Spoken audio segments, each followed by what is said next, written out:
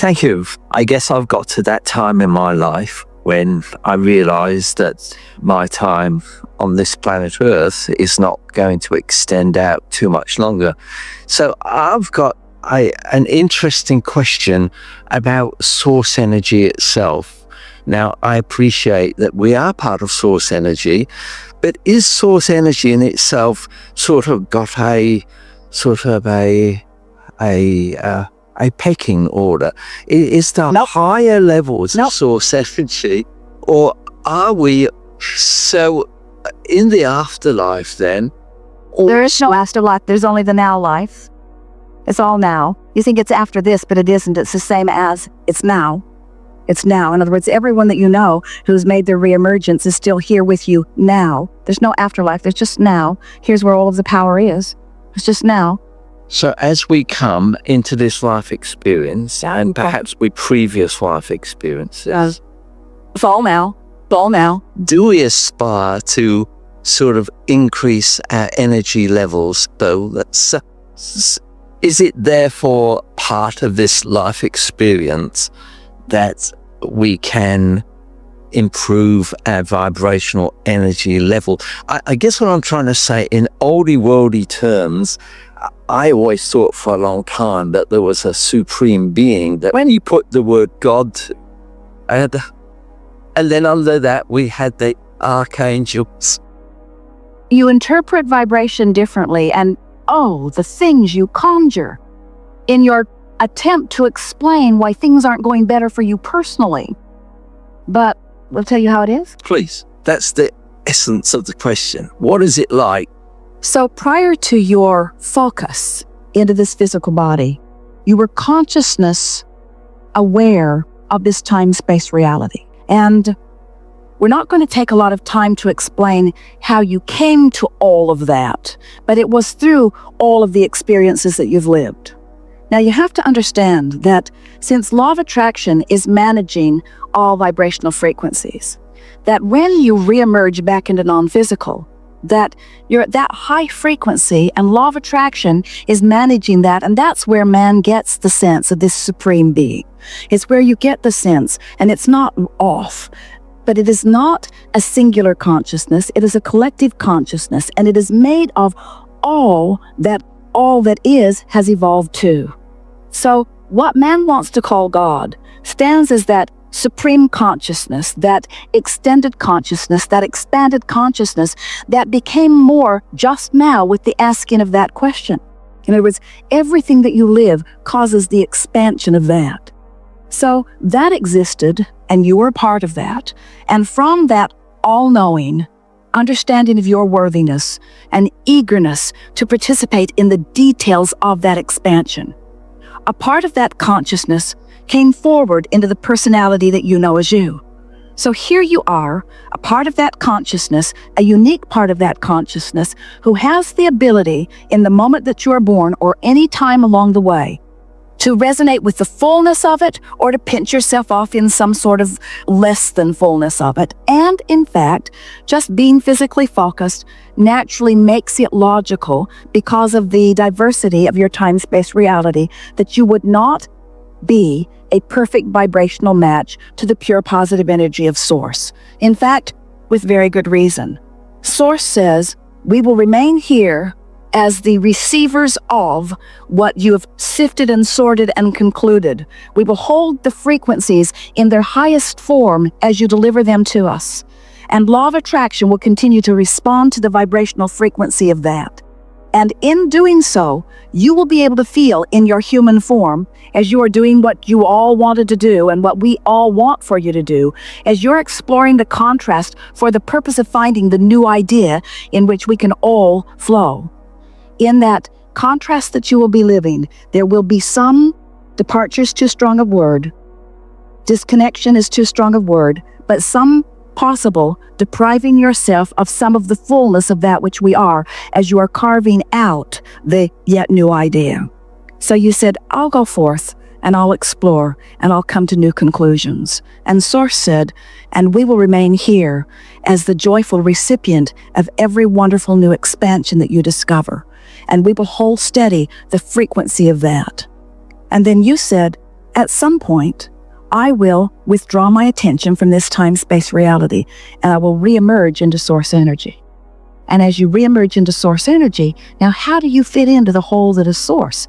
Is it just a nebulous mist without any form of focus? Not at all. You reemerge into non-physical as the being who came forth, and as the being who expanded, and as the being who wanted, and as the being who understood or didn't. And you reemerge back into non-physical, and everything that was of interest to you while you were here in this physical time-space reality is more poignantly of interest to you now, because now you are seeing all of those things that you cared about through the eyes of source. Now you are seeing them in their perfection, in their clarity, in their absence of resistance, you see. So now, all the people who have known you, all those who have loved you, all those who are now thinking about you, they now have access to that pure, positive energy version of you, unless they're missing you, unless they're beating the drum of the absence of you, unless they don't understand who you are and how you fit into the whole of this, you see. And it's really sort of splitting hairs to try to, from physical form, if you are one remaining, as Jerry made his transition to the non-physical. For a while, Esther was annoyed at the idea that he had just merged with Abraham. It was so annoying. I've always had Abraham. I don't want Abraham. I want Jerry. But what she began to discover is that Jerry has keen interest that's more specifically focused upon the details of the life that Jerry and Esther were living, and that Esther still is living, than Abraham has ever been. In other words, Jerry's still involved in the editing process. He's still interested in the temperature of the room in which you come in. He wants this format to be one that is comfortable for you. In other words, Esther can feel him all over the place. Her mind is full of his promptings. You see what we're getting at? So when you reemerge into non-physical, you don't stop being who you are. You just stop being the resistant part of who you were. You become the full vibrational being of who you are. You live in that. And so anyone who is physically focused, who then understands that, now gets where inspiration comes from. Esther said to Jerry, she's been saying it a lot, I'm thinking about you all day, every day. And Jerry says to her, how do you know it's you thinking about me and not me thinking about you? And when Esther thinks about it, how does she know that out of the blue comes a thought of clarity? She had her pool replastered in the last couple of months. And she was standing there with the men who were making the proposal to her. And things began occurring to Esther that she had no business knowing. Suddenly she knew how much water the pool would hold. And she knew that draining it was going to be interesting, and that there was a special valve that would take it out into the pasture so that it didn't have to flood the gardens. She didn't know she knew that, but she knew that because Jerry knew that. She knew that the windmill that has been pumping the water into the big holding tanks had some water, enough water, but some of it at the bottom may be a bit murky because it's been there a while.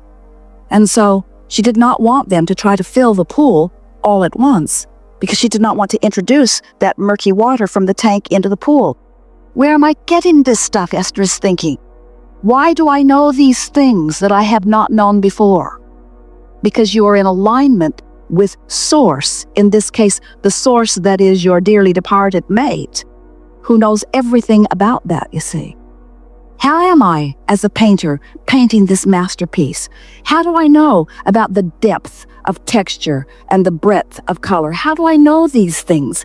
How can I write this music that I have not had access before? Where does this inspiration come from? It comes from those who have lived and who know, who are part of that which you are, who are flowing to you all day, every day for your surprise and delight, you see. As humans, you have quartered yourselves off as such individuals that you think that your work is to prove your worthiness to the point that you're wanting to extract yourself from anything that is helpful. And we're wanting you to begin blending yourself with all that is helpful. Because it is not as your religions have been teaching you. You're not here proving your worthiness. You are here being your worthiness. And you are the only one who can assign unworthiness to you. And when you are doing it, you always feel negative emotion, you see.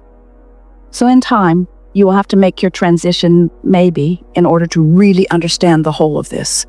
But if you just gather a handful of premises from us here today, if you can just accept that you were before you were in this body and that you still are, and that you will be long after you are not in this body, but that you will have the perspective of that which you are, and that everything that you've ever lived equals the whole of which you are, and that from your source perspective, you spend no time defending who you are or trying to explain who you are. You just be it. Where in your physical format, you spend so much time trying to explain it that often you don't allow yourself to be it, you see. You don't remember it, but you were a few months old at one time, and you were 1 year old and 2 years old and 3 years old. You've been moving along this vibrational trail for a long time, and every point of that perspective has contributed to the whole of who you are. But the whole of who you are stands as the culmination of all of that knowing, not going back and trying to defend its beingness by explaining that happened to that happened to that happened to that happened. We would like to zap all of you with an understanding of your perfection and your worthiness. But in some ways, we are eager to experience your exhilaration once you reemerge back into the wholeness of all of that. We also enjoy watching you tap into it just by finding something to feel good about here and now. And it is our promise to you that from this point forward, when you feel that inspiration flowing through you, that beyond the good idea that you're receiving and beyond the good idea that will play itself out in a very productive way for you, beyond the good idea that will bring you the money that you're looking for or bring you the mate that you're looking for or bring you the whatever it is that you're looking for, beyond the specifics of that manifestation that will come on the heels of that really good idea, the most important thing that will come when you feel that good idea is that you will know that in this moment you are in perfect concert or resonance with the whole of who you are. You cannot be physical without being non-physical. You could not be more spiritual. There could not be more God flowing than that which is flowing through you. It's time for you to accept the rightness, the perfection, the wholeness, the worthiness of that which is you, and get on with enjoying this moment in time with others who know it too, you see. And in time, we will not be having conversations about how short or long this life is, because you will understand that you are eternal in your beingness. And you will not be dreading the time of your departure or lamenting the fact that somebody else departed, because there is no separation between what is physical and non-physical. Instead, you will be flowing in this moment in time, doing your very best to allow the wholeness of who you are, because it is only in the wholeness of who you are that this moment in time feels the way it is supposed to feel, or the way you intended for it to feel, you see. You came forth with the powerful intention of living unconditional love. You came forth intending to feel the wholeness of who you are, and to present that wholeness, as our last friend was talking to us about, to present that wholeness in this moment in time. So when you're talking to a child who feels that they have a problem and you know their solution, you're looking at them with the pure compassion. And compassion is nothing like sympathy. Compassion is knowing who they are, knowing where they are, knowing who they really are, and seeing who they really are, no matter how they are seeing themselves, seeing them completely through the eyes of Source. And when you do that, when you are tuned in to the frequency of that which is Source, everyone who is in your presence benefits by that which you are. They know their worthiness more. They know their greatness more. They are smarter. They are more intuitive. They are more in step with what they want. They thrive. When you begin to see people around you thriving, you will know you're doing your work, you see. And that's what we know as well. As you thrive, as you are, in more ways than you are willing to admit at times, that's when we know that we are really doing our work. Because we know who you are. It's just, you take a little convincing. So really good. And tell me just one thing. Once we once we return, do we get the opportunity to return again? To what's your point of return that you're talking about? Well, returning where? Since you're never gone, how do you return? Okay. So you're non-physically focused, maybe wholly, but still completely aware. Have you returned or not? If you're in your physical body, still connected to Source, what's coming and what's going? In other words, return, we're wanting to help you to blur those lines just a little bit, because it's the way you've come to separate. Now we'll hear your question. Now we've completely mocked you, but I guess the question is, do we come back again into a future body to have new experiences? never ended, never ending. Never But the question that we want to put to you is, who comes? Who comes? Well, Source energy comes. The whole of that which you are comes. All that is Source comes every single time. Every single time.